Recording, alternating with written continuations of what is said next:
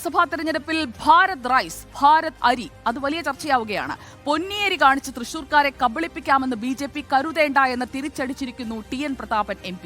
Parliament തെരഞ്ഞെടുപ്പ് ലക്ഷ്യം വെച്ചുള്ള അരി വിതരണം ബിജെപിക്ക് തിരിച്ചടിയാകുമെന്നാണ് പ്രതാപൻ പറയുന്നത്. തൃശൂർ ലോക്സഭാ മണ്ഡലത്തിൽ വ്യാപകമായി ഭാരത് അരി വിതരണം കഴിഞ്ഞ ഏതാനും ദിവസങ്ങളായി നടക്കുന്നുമുണ്ട്. കേന്ദ്ര സർക്കാർ നേരിട്ടാണ് നഗര ഗ്രാമ കവലകൾ കേന്ദ്രീകരിച്ച് അരിയുടെയും പലവ്യഞ്ജന സാധനങ്ങളുടെയും കുറഞ്ഞ നിരക്കിലുള്ള വിൽപ്പന നടത്തുന്നത്. നിലവിൽ തൃശൂർ ലോക്സഭാ മണ്ഡലത്തിൽ മാത്രമാണ് വിൽപ്പന. ഇതിനെതിരെയാണ് ടി.എൻ. പ്രതാപൻ MP രംഗത്തെത്തിയത്. പാർലമെന്റ് തെരഞ്ഞെടുപ്പ് ലക്ഷ്യം വെച്ചുള്ള അരി വിതരണം ബിജെപിക്ക് തിരിച്ചടിയാവുമെന്ന് പ്രതാപൻ പറഞ്ഞു. സംസ്ഥാനത്തെ 20 മണ്ഡലങ്ങളിലും വിതരണം ചെയ്യാതെ തൃശൂരിൽ മാത്രം ചെയ്യുന്നത് ജനങ്ങൾ തിരിച്ചറിയുമെന്നും പൊന്നിയേരി കാണിച്ച് തൃശൂർക്കാരെ പറ്റിക്കാമെന്ന് കരുതേണ്ടെന്നും പ്രതാപൻ വ്യക്തമാക്കി.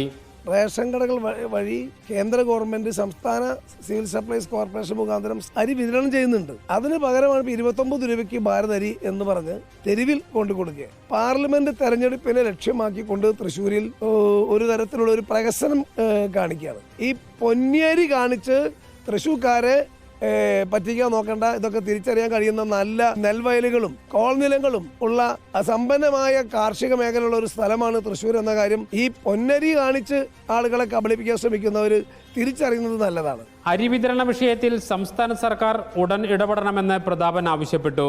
തെരഞ്ഞെടുപ്പ് പ്രഖ്യാപനത്തിന് മുമ്പ് ബിജെപി നടത്തുന്ന അവസാന അടവാണ് ഭാരത് റൈസ് വിതരണമെന്നും പ്രതാപൻ വിമർശിച്ചു. Reporter Jaison, in reporter, Thrissur.